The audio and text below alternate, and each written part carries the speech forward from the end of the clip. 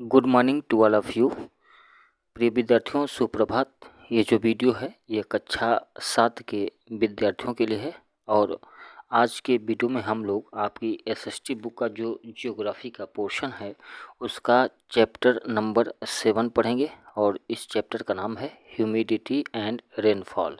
Humidity को हिंदी में कहते हैं आर्द्रता, आर्द्रता, या इसको आप कह सकते हैं नमी, यानी हवा में नमी की कितनी मात्रा है उसी को ह्यूमिडिटी कहते हैं। और रेनफॉल का मतलब आप जानते हैं, इसको हिंदी में कहते हैं वर्षण। वर्षण यानी कि वर्षा, बारिश, तो वर्षण कहते हैं रेनफॉल को। इसी चैप्टर के बारे में हम लोग डिटेल से पढ़ेंगे और आशा करता हूँ कि आप लोग रेडी होंगे पेन और पेपर के साथ। तो आइए रीडिंग शुरू करता हूँ। आज के चैप्टर में मैं पढ़ूंगा लेकिन बहुत ज़्यादा बताऊंगा नहीं। तो पहला पॉइंट जो है वह दिया गया है मॉइस्चर। मॉइस्चर को क्या कहते हैं? मॉइस्चर को कहते हैं नमी, यानी वही जो ह्यूमिडिटी का मतलब होता है वही मॉइस्चर का भी मतलब होता है। हिंदी में इसको कहते हैं नमी। तो इसके बारे में इस पैराग्राफ में बताया गया है, उसको हम लोग देख लेते हैं। Heat of the sun evaporate waters from the water bodies on the earth and turns them into water vapour, यानी पृथ्वी पर जो भी चीज़ है अगर उसमें जल है तो जब सूरज की किरणें इस पर पड़ेंगी तो इस चीज़ का जो वाटर है वह इवापोरेट होगा, यानी वाष्प बनकर निकल जाएगा। तो जो वाष्प निकलेगा, the amount of water vapour और moisture present in the air is called humidity. तो ये लाइन आपको लिखना है, the amount of water vapour और moisture present in the air is called नमी। तो जैसा मैंने बताया, जब सूरज की किरणें पड़ेंगी इस पदार्थ पर, मान लीजिए ये ज़मीन है, ये ज़मीन का कोई टुकड़ा है, तो जब सूरज की किरण पड़ेगी तो ये इसका तापमान बढ़ेगा। जब इसका तापमान बढ़ेगा तो वाटर वाष्प के रूप में ऊपर जाएगा। यही वाष्प हवा में मिल जाता है, तो वह जो वाष्प हवा में मिलता है उसी को ह्यूमिडिटी कहते हैं, यानी कि आर्द्रता या नमी कहते हैं। एक बार फिर से समझा दें ताकि आपको समझ में आ जाए। जैसे सूर्य की किरण पृथ्वी पर पड़ेगी, ये सूर्य की किरणें हैं जो पृथ्वी पर पड़ रही हैं। मान लीजिए पृथ्वी पर कोई ये तालाब है, ये पृथ्वी पर एक तालाब है, इसमें जल है। तो जब सूरज की किरण पड़ेगी तो जल जो है वाष्प बनकर ऊपर जाएगा और यही वाष्प हवा में मिल जाएगा, तो उस हवा में नमी आ जाएगी, यानी ह्यूमिडिटी आ जाएगी। तो वही चीज़ लिखा है, the amount of water vapour और moisture present in the air is called humidity. तो ये ह्यूमिडिटी की डेफिनेशन है, इसको आपको लिख लेना है, जो मैंने सर्किल में कर दिया है।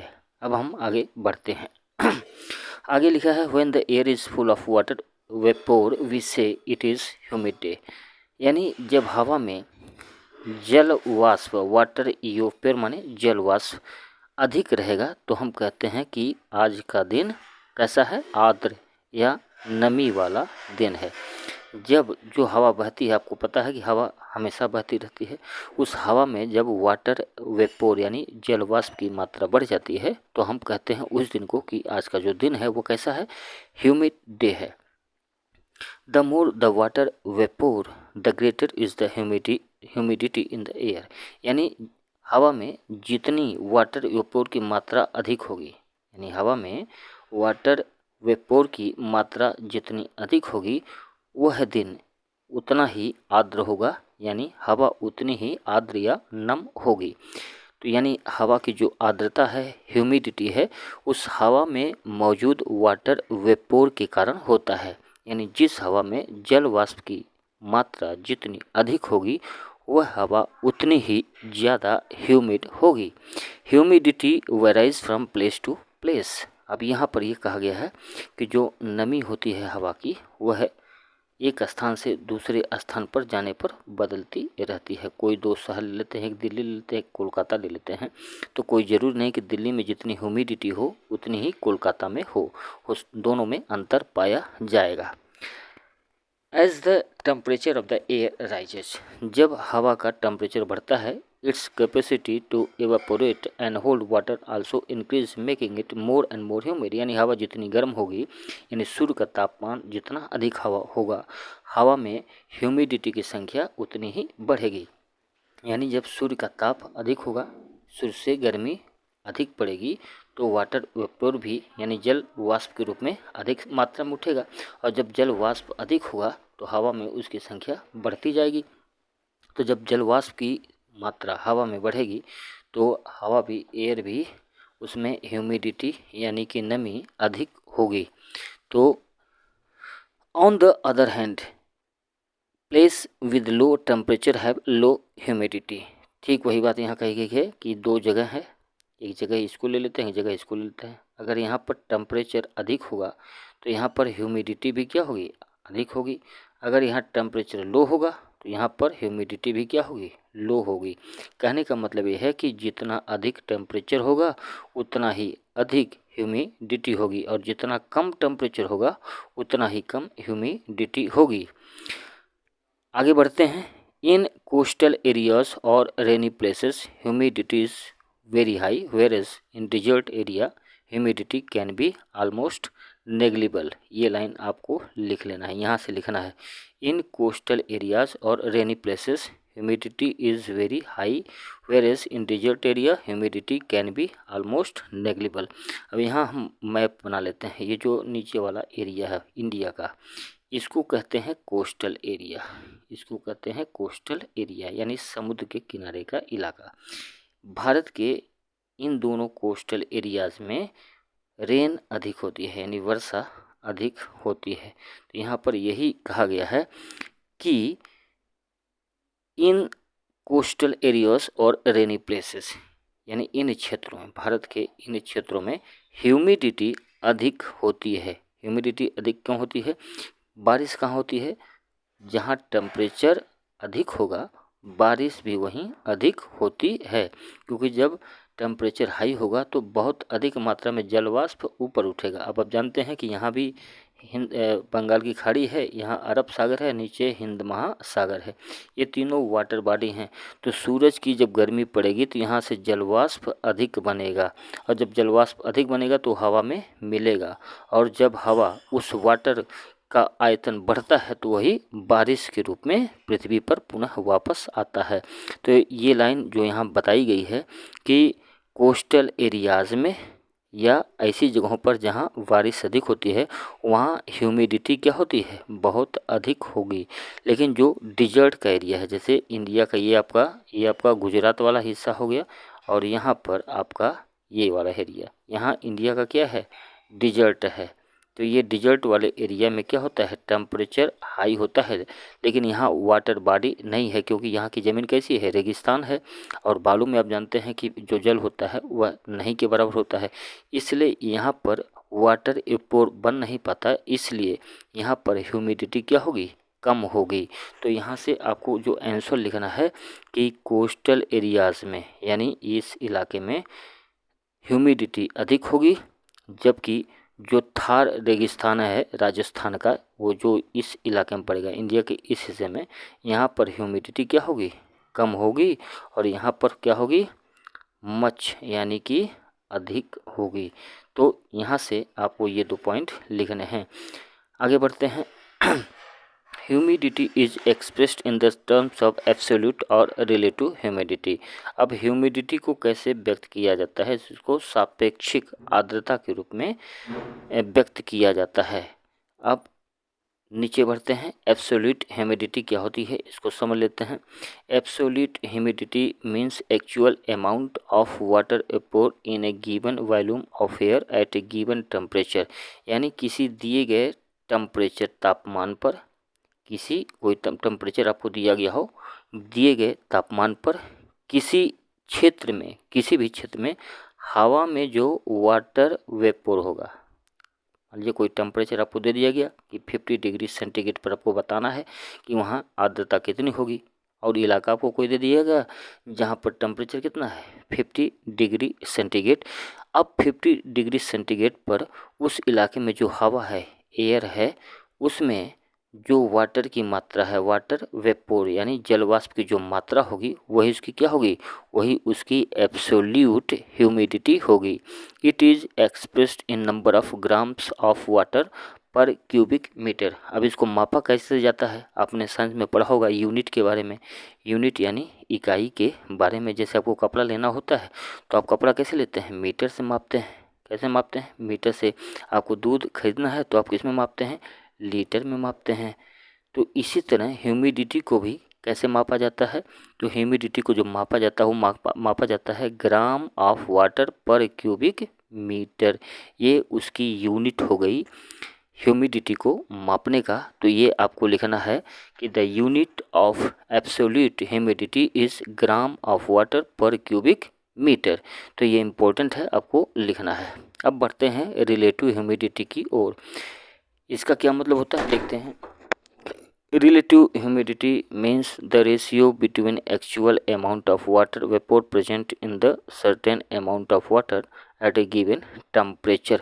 यानी किसी दिए गए तापमान पर the actual amount of water vapour, किसी हवा की में जो एक्चुअल अमाउंट वास्तविक मात्रा है किसकी, वाटर वेपोर की, किसी दिए गए निश्चित हवा में, यानी हवा की भी मात्रा होगी। यहाँ पर क्या होगी, हवा की मात्रा दी जाएगी, हवा की मात्रा दी जाएगी। वहाँ पर हमने देखा था, वहाँ पे ऊपर वाले में, इसमें एब्सोल्यूट ह्यूमिडिटी में हमने देखा था कि गिवन वॉल्यूम ऑफ एयर, यहाँ हवा का आयतन दिया गया था। यहाँ पर हवा की मात्रा में जो एक्चुअल वाटर वेपोर होगा उसकी मात्रा से हम देखते हैं कि वहाँ रिलेटिव ह्यूमिडिटी कितनी है। अब बढ़ते हैं अगले पॉइंट की ओर। And the maximum amount of water the air can hold at the temperature. तो इस आगे बढ़ते हैं। It is expressed in percentage. अब ये लाइन आपके लिए इम्पोर्टेंट है कि अभी हमने देखा कि जो एक्चुअल एब्सोल्यूट ह्यूमिडिटी थी, यहाँ पर हमने जो पढ़ा था, इसको किस में मापा जाता है, ग्राम ऑफ वाटर पर क्यूबिक मीटर में मापा जाता है। लेकिन रिलेटिव ह्यूमिडिटी को किस में मापा जाता है, इसको यहाँ पर देखिए लिखा है, यह मापा जाता है परसेंटेज में। देखिए यहाँ पर लिखा गया है, यानी रिलेटिव ह्यूमिडिटी को परसेंटेज में मापा जाता है। दोनों को मापने की इकाई अलग अलग है। फॉर एग्जांपल यहाँ पर दिया गया उदाहरण समझा गया कि if the air at a particular place has only half the amount of water at that can normally B retained eight that temperature. ये छोड़िए, आपके मतलब की चीज़ नहीं है, इसको हम लोग छोड़ देते हैं। आगे बढ़ते हैं। We say that air is saturated and the relative humidity is 100%।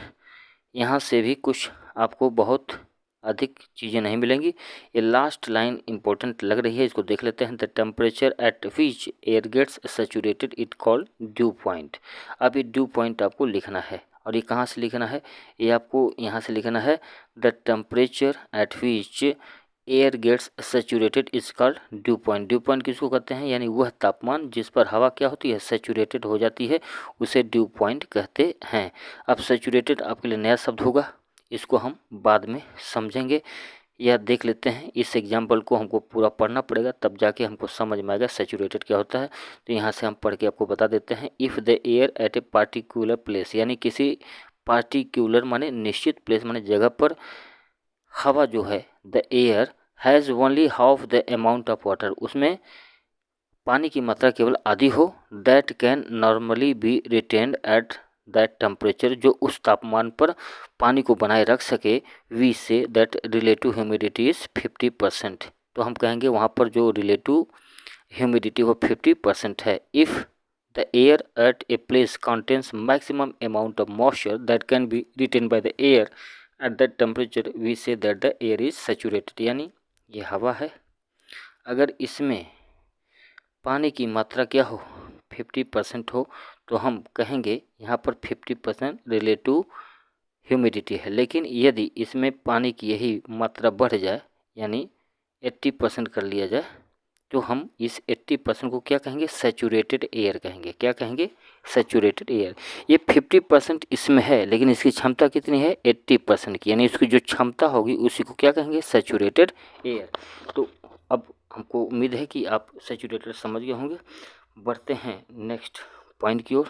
Next point आपका नेक्स्ट पेज पर होगा, यहाँ से शुरू होगा कि relative humidity is measured by an instrument called dry and wet bulb thermometer और हाइग्रोमीटर। ये आपके लिए मोस्ट इम्पोर्टेंट है, इसको आप पूरा लिख लेंगे, तीनों लाइन लिखना है आपको कि रिलेटिव आर्द्रता को किस में मापा जाता है। एक औजार होता है यानी एक यंत्र होता है और उस यंत्र को क्या कहा जाता है, dry and wet bulb thermometer, जिसको शॉर्टकट में हाइग्रोमीटर कहते हैं। क्या कहते हैं, हाइग्रोमीटर। तो आप दोनों नाम रट लेंगे, dry and wet bulb thermometer, उसी को कहते हैं हाइग्रोमीटर। और इससे क्या मापा जाता है, इससे मापा जाता है रिलेटिव ह्यूमिडिटी को मापा जाता है। आगे बढ़ते हैं। मॉइस्चर ऑफ और वाटर ओपर in the atmosphere is an important element of whether it causes the formation of clouds, rain, snow, hello and slit.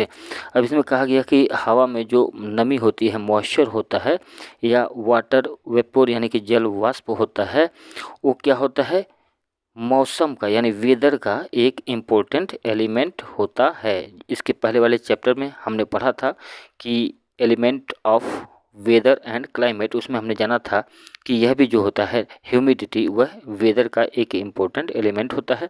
It causes the formation of cloud, क्योंकि यही बादलों को बनाता है। आप आसमान में बादल देखते होंगे, उन बादलों का निर्माण कैसे होता है, उन बादलों का निर्माण हवा में मौजूद वाटर वेपोर यानी कि ह्यूमिडिटी के कारण ही होता है।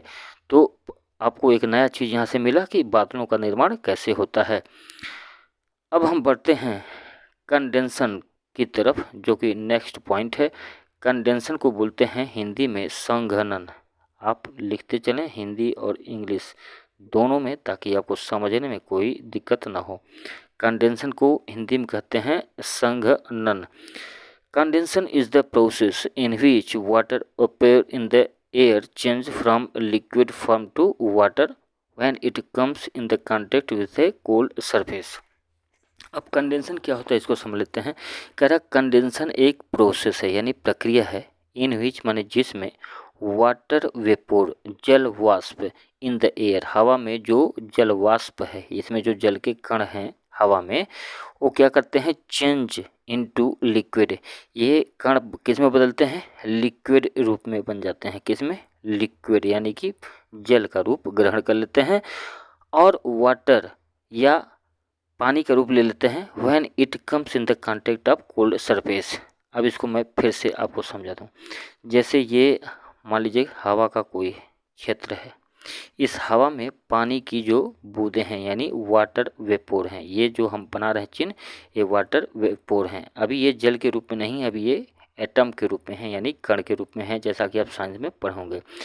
जब किसी ठंडी चीज़ के संपर्क में ये हवा आती है, मान लीजिए कोई ठंडी चीज़ है, ये क्या है, ठंडी चीज़ है, और इसके संपर्क में ये हवा आ गई, तो इसमें जो वाटर के ये वाटर वेपोर हैं, ये क्या करते हैं, अपना रूप बदल लेते हैं। यानी ये सभी एटम्स वाटर के मिल जाते हैं, और जब ये मिलते हैं तो ये अपना रूप बदल कर क्या कर देते हैं, या तो लिक्विड रूप में आ जाते हैं। किस रूप में आएंगे, लिक्विड रूप में। और आप जानते हैं कि वाटर वेपोर जब लिक्विड रूप लेगा तो क्या बनेगा, H2O। H2O यानी कि जल बनेगा, और इसी क्रिया को क्या कहते हैं, इसी क्रिया को कहते हैं कंडेंसन। क्या कहते हैं, कंडेंसन यानी कि संघनन कहा जाता है। उम्मीद करता हूँ कि आपको कंडेंसन समझ में आ गया होगा। अब बढ़ते हैं, डू यू नो, एक फैक्ट दिया गया है, इसके बारे में देख लेते हैं क्या दिया गया है। इसमें कहा गया है कि have you notice that the jet planes flying in the sky leave a white trail behind them. आपने देखा होगा जब हवा में कोई हेलीकॉप्टर उड़ता है तो अपने पीछे क्या छोड़ता है, वो अपने पीछे एक सफ़ेद रंग का इसे छोड़ता चला जाता है। आपको लगता है कि उसके धुआं निकल रहा है, तो यानी स्मोक है। तो पूछ रहा कि आपको पता है कैसे बनता है। जब एरोप्लेन ऐसे बढ़ता है आगे, तो एरोप्लेन जब गुजर जाता है तो उसके पीछे एक ऐसे सफ़ेद रंग का बन जाता है। तो इस सफ़ेद रंग का जो बनता है वो क्या है और कैसे बनता है, तो उसका रीजन यहाँ दिया गया है। It is because the moisture from the air from their engines condense into liquid water.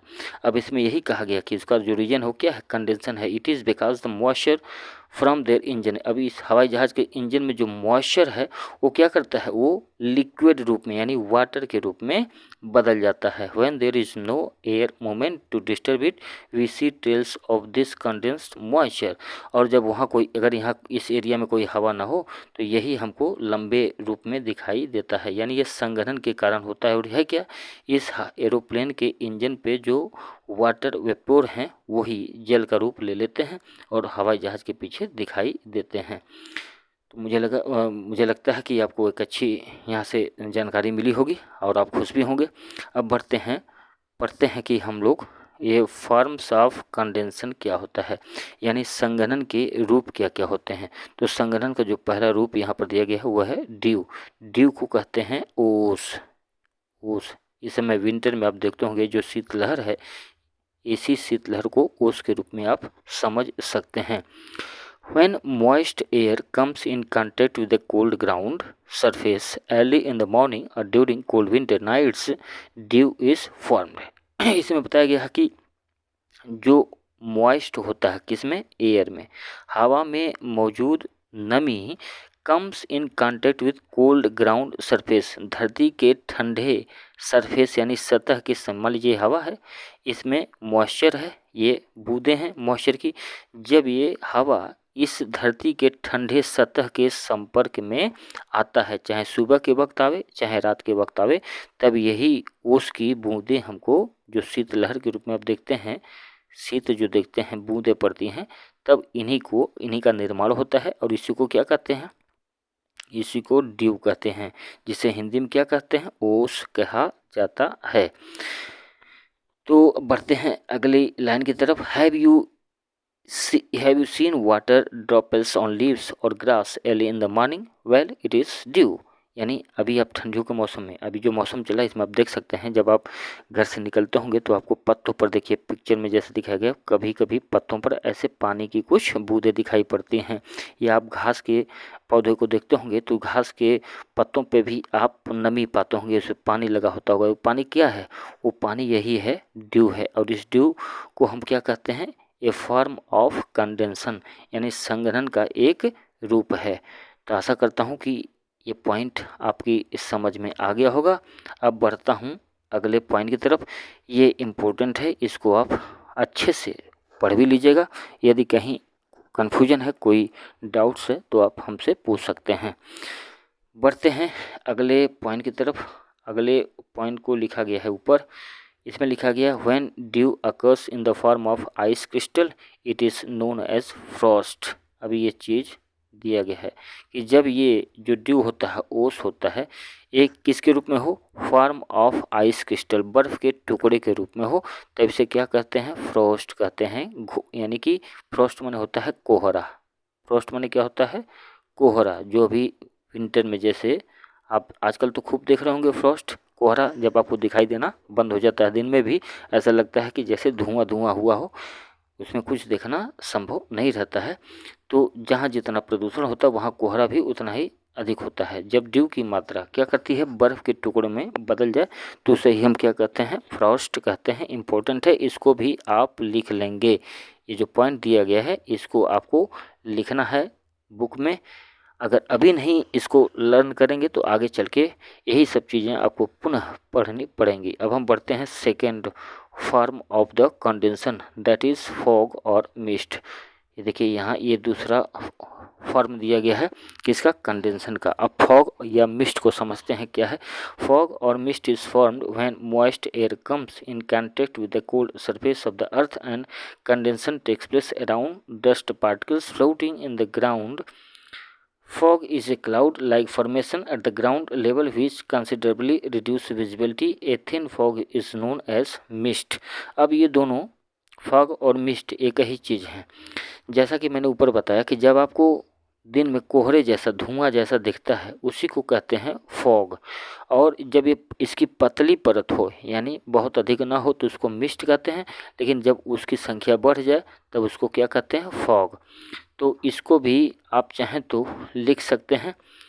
कि फॉग और mist is form when moist air comes in contact with the cold surface of the earth. Same चीज़ जो हमने यहाँ पढ़ी वही same चीज़ कि जब हवा में जो ये पार्टिकल होते हैं किसके, वाटर वेपर के, जब ये किसी ठंडी चीज़ के कांटेक्ट यानी संपर्क में आते हैं तब फॉग या मिस्ट का निर्माण होता है। अब बढ़ते हैं क्लाउड की तरफ। क्लाउड जो कि आपको बहुत इंटरेस्टिंग लगते होंगे जब आप आसमान में देखते होंगे, जैसा कि यहाँ पिक्चर में दिख रहा है, ये क्लाउड का फॉर्मेशन है। तो यहाँ हम क्लाउड के बारे में पढ़ते हैं। When the warm moist air rises it start cooling. यहाँ पर ये बताया गया कि वार्म मॉइस्ट यानी गर्म, मॉइस्ट माने नमी, एयर राइजेस यानी कोई हवा है, इसमें क्या है, मॉइस्ट है, लेकिन मॉइस्ट कैसा है, गर्म है, यानी उसका टेम्परेचर बढ़ गया है। इट स्टार्ट कूलिंग, तब वह ठंडी होने लगती है। The water vapour condense causing formation of droplets of water. फिर कंडेंसन के कारण वो जो वाटर वेपोर है वो क्या करता है, formation of droplets of water, तब वह पानी की बूंदे बनाने लगता है। These droplets of water accumulate in the air forming cloud. वही पानी के कण जब इकट्ठा हो जाते हैं तो उनसे क्या होता है, बादलों का निर्माण होता है। यानी ये हवा है, इसमें जो वाटर वेपर हैं उनका टेम्परेचर जब बढ़ता है, यानी ये जो इसमें मॉइस्ट है, यहाँ देखिए लिखा है मॉइस्ट है, ये कैसा है, वार्म यानी गर्म है। तो जब ये हवा ऊपर उठेगी, जब ये हवा ऊपर उठेगी तो इसमें कूलिंग की प्रोसेस यानी शीतलन की, यानी ये ठंडा होने लगता है। जब ये ठंडा होने लगेगा तब ये क्या करेगा, पानी के ऐसे छोटे छोटे कण बना लेगा। यही पानी के छोटे छोटे कण जब एकजुट हो जाते हैं तब ये बादलों का निर्माण करते हैं। Cloud are of 3 types. अब यहाँ बताया गया बादलों के कितने प्रकार होते हैं। तो पहला है सिरस क्लाउड्स, दूसरा है स्ट्रैटस क्लाउड्स और तीसरा है क्यूमुलस क्लाउड्स। तो इसको भी आप लिख लेंगे कि क्लाउड आर ऑफ 3 टाइप्स। ये क्लाउड्स का फॉर्मेशन कैसे होता है इसको आप यहाँ से लिख लेंगे। यहाँ पर पिक्स में आपको तीनों प्रकार के जो क्लाउड हैं उनके पिक्स दिए गए हैं, इसको आप पिक्स को देखकर समझ सकते हैं। साथ साथ यहाँ लिखा भी गया है कि कौन सा क्लाउड कैसा होता है और कैसे बनता है। बढ़ते हैं नेक्स्ट पेज की और यहाँ पर दिया गया है प्रिसिपेशन, प्रिसेप्शन, माफ़ करिएगा, इसको कहते हैं प्रिसिपेशन, इसको हिंदी में कहते हैं वर्षण। क्या कहते हैं, वर्षण, यानी कि बारिश की संभावना। आप मोबाइल में देखते होंगे उसमें नोटिफिकेशन में आता होगा कि आज बारिश की कितनी संभावना है या टेम्परेचर कितना होता है, तो उस नोटिफिकेशन में जो वर्ड लिख कर आता है वो वर्ड प्रिसिपेशन होता है, यानी यही शब्द लिख कर आता है कि बारिश की आज कितनी संभावना है। तो यहाँ पर लिखा कि when the droplet of water in the air becomes too heavy to float in air and become more than capacity of air to hold water, then they start falling down as rain, snow, hail and or sleet. This process is called precipitation. इसको भी समझते हैं। मान लीजिए ये हवा है, इसमें क्या है, वाटर वेपोर है, वाटर वेपोर है। अभी हवा जब ऊपर उठेगी तो ये ठंडी होगी, क्योंकि जब हम धरती से ऊपर की ओर जैसे जैसे बढ़ेंगे तो ऊपर जाने पर टेम्परेचर क्या होता है, कम होता है। ये फैक्ट है, इसको आपको ध्यान देना होगा। मान लीजिए धरती की सतह है, धरती की सतह से जैसे जैसे आप ऊपर बढ़ेंगे तो आपका टेम्परेचर क्या होगा, कम होता जाएगा, और ऊपर से जैसे जैसे नीचे आएंगे टेम्परेचर क्या होगा, बढ़ता जाता है। तो जब इस हवा में जो वाटर वेपर के पार्टिकल्स हैं, जब ये हवा ऊपर उठेगी तब इसमें कंडेंसन होगा। कंडेंसन जो कि हम पीछे पढ़ चुके हैं, कंडेंसन होगा तो ये जो एटम्स हैं मॉइस्ट के यानी ह्यूमिडिटी के, ये क्या होंगे, धीरे धीरे अपना रूप चेंज करेंगे, यानी लिक्विड रूप में आएंगे।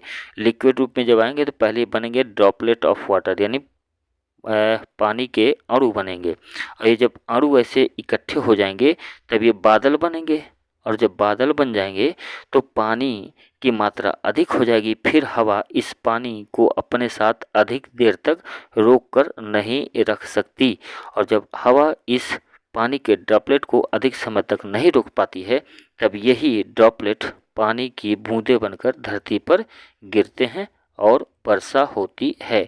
इसी को कहते हैं प्रेसिपिटेशन, प्रेसिपिटेशन यानी वर्षण कहते हैं। अब हम समझते हैं रेनफॉल क्या होता है। तो रेनफॉल को समझते हैं। रेनफॉल क्या होता है? It is the most important form of precipitation. तो रेनफॉल क्या होता है? प्रेसिपिटेशन का एक रूप होता है when the condense water vapours in the clouds fall to the surface of the earth in the form of drops of water, it is called rain. यानी वही जो हमने समझा अभी, इसके पहले हमने समझा कि जब वाटर एयर में वाटर ड्रॉपलेट नीचे पानी की बूंद के रूप में गिरते हैं ऐसे, तो उसी को क्या कहते हैं? उसी को रेनफॉल कहते हैं। Rain occurs in the form of diesel और शावर, यानी ये या तो मूसलाधार बारिश होगी या तो फुहार के रूप में वर्षा होती है। A drizzle is made up of fine and small droplet of water whereas shower is made up of large and heavy drops. तो ये भी आप पढ़ सकते हैं। डीजल क्या होता है? डीजल होता है made up of fine and small droplet of water, यानी इसमें पानी के छोटे छोटे अणु होते हैं, जबकि इसमें शॉवर में पानी के बड़े बड़े यानी हैवी मजबूत, आपने देखा होगा बारिश में कभी कभी पानी की बूंदें बहुत तेज गिरती हैं, चोट भी लगती है उससे, उनकी बूंदें बड़ी होती हैं। जब पानी की बूंदें बड़ी होती हैं तो उसको हम क्या कहते हैं? उसको हम शावर कहते हैं। लेकिन जब पानी की बूंदें छोटी होती हैं तब उनको हम क्या कहते हैं? डीजल, यानी हल्की फुहार टाइप की जब बारिश होती है उसको डीजल कहते हैं। अगली लाइन इम्पोर्टेंट है, इसको आपको नोट करना पड़ेगा। The instrument that is use to measure rainfall is called rain gauge. अब बारिश कितनी हुई इसको मापने के लिए जिस यंत्र का हम सहारा लेते हैं उसको बोलते हैं रेन गेज। यहाँ पर पिक्स भी बनाया गया है। ये आपका जो पिक्स है ये रेन गेज का है। और इससे क्या मापा जाता है? इससे ये मापा जाता है कि किसी एरिया में, किसी क्षेत्र में कितनी बारिश हुई।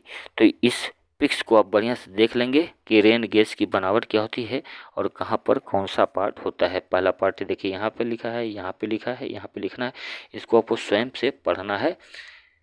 आगे बढ़ते हैं। Rainfall is very important for the survival of both plants and animal, यानी जो वर्षा होती है ये जानवरों के लिए और पेड़ पौधों के लिए बहुत ही इम्पोर्टेंट यानी आवश्यक होती है।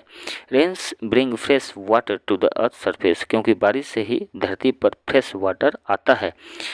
If there is less rainfall it results in water scarcity, यदि वर्षा कम हो तो इससे पानी की क्या होगी? स्कैरसिटी, यानी जल की कमी हो जाएगी। स्कैरसिटी माने कमी।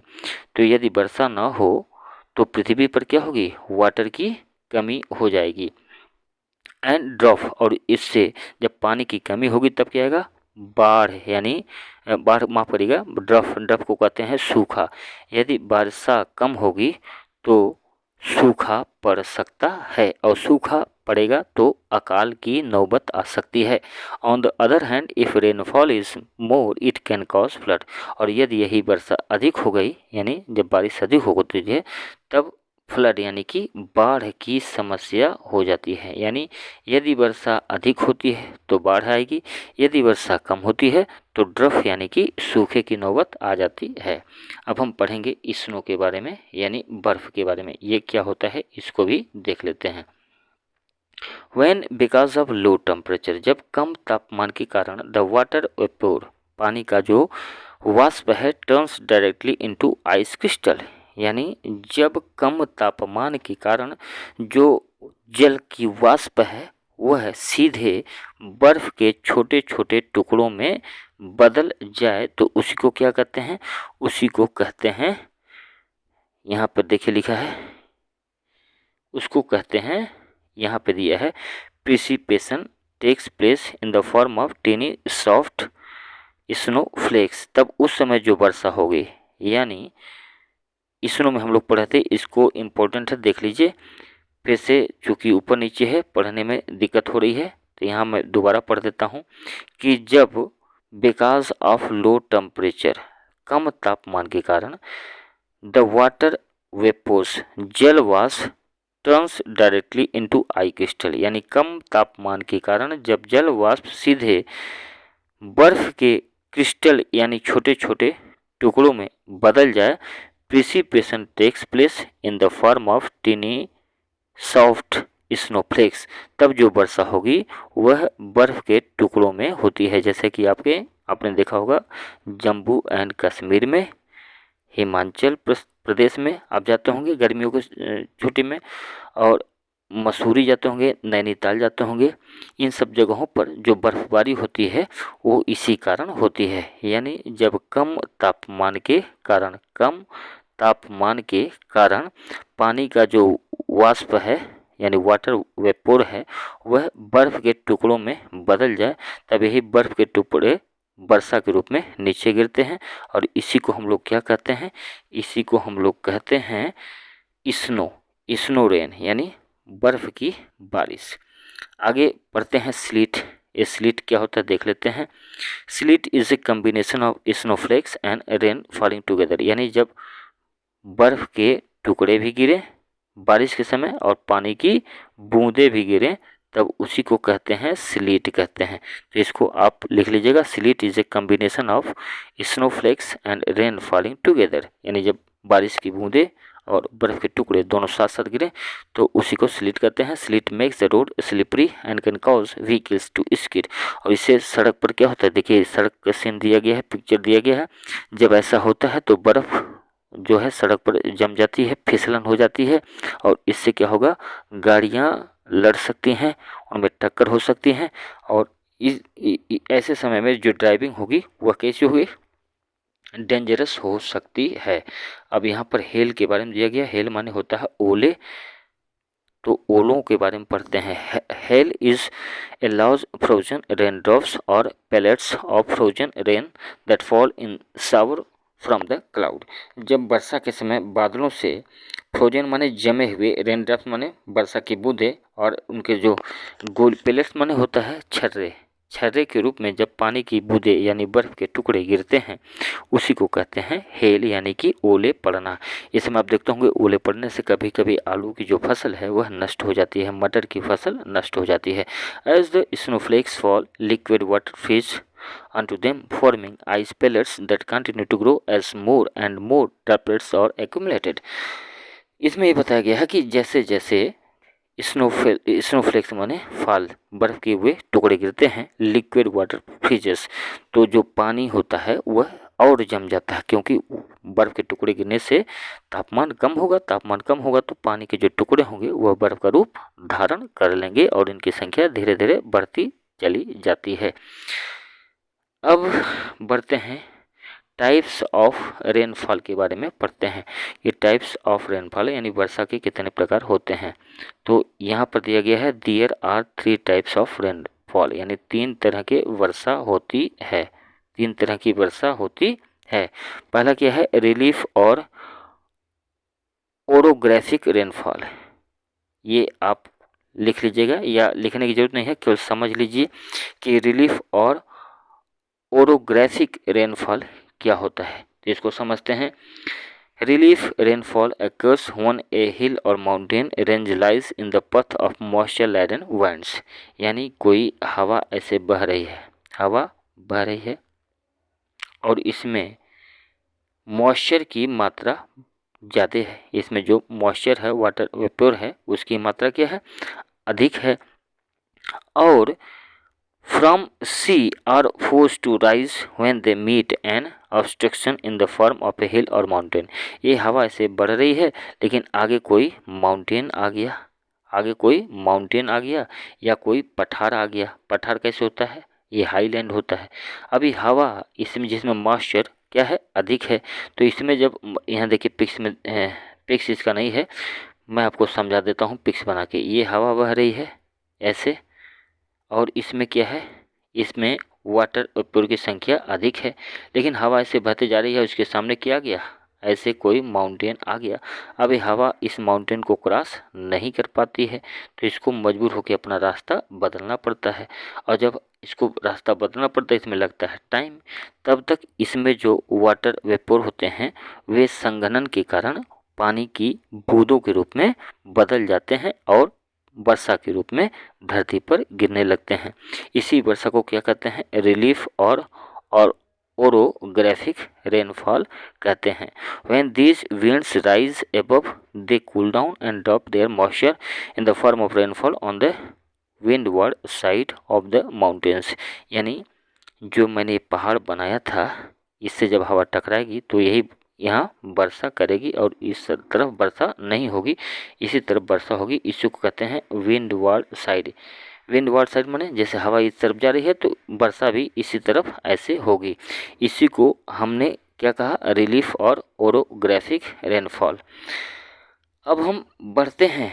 The levered side of the hill receive very little rainfall. The leeward side is also known as the rain shadow region. rain shadow region या rain shadow zone, इसको समझ लेते हैं। वही ऊपर मैंने बताया कि ये हवा ऐसे बह रही है, ये हवा की डायरेक्शन है और इसमें इस हवा में क्या है, वाटर वेपोर है। इस हवा में क्या है, वाटर वेपोर है। हवा की जो डायरेक्शन है वो ये है और इसके सामने ऐसे आ गया एक माउंटेन। तो जब हवा इसे टकराएगी तो इसकी जो पानी की बूंदें गिरेंगी वो इस साइड गिरेंगी, इसको बोलते हैं विंडवर्ड साइड। और इधर चूंकि हवा क्रॉस नहीं कर पाएगी इस साइड में, तो यहाँ वर्षा नहीं होती, यानी इधर वर्षा नहीं होगी। इसको बोलते हैं leeward side of the mountain. यानी जिस एरिया में हवा नहीं पहुँच पाई उसको बोलते हैं leeward side of the mountain, और इस वाले क्षेत्र को बोलते हैं windward side of the mountain. तो इधर जिधर बारिश नहीं हो पाई इसी एरिया को क्या कहेंगे, rain shadow reason. Rain shadow reason ये इस वाले एरिया को कहेंगे, जबकि इस साइड को कहेंगे विंडवर्ड साइड रेन। तो उम्मीद करता हूँ कि आप इसको समझ गए होंगे। अब यहाँ पर एक फैक्ट जो आपको लिखना है, Mumbai on the windward side of the western Ghat receive more rain during the monsoon than the Pune on the leeward side। आपने समाचार में पढ़ा होगा कि मुंबई में बारिश हुई, बहुत मकान डूब गए। तो मुंबई चूँकि इस साइड में है, एक माउंटेन के इस साइड में है, इसलिए मुंबई में वर्षा ज़्यादा होती है। जबकि जो लीवार्ड साइड है इधर पुणे शहर है, पुणे, तो इधर वर्षा कम होती है, इसीलिए मुंबई में वर्षा ज़्यादा होती है और पुणे में वर्षा कम होती है। अब हम कहेंगे कि सेकेंड टाइप ऑफ रेनफॉल क्या है।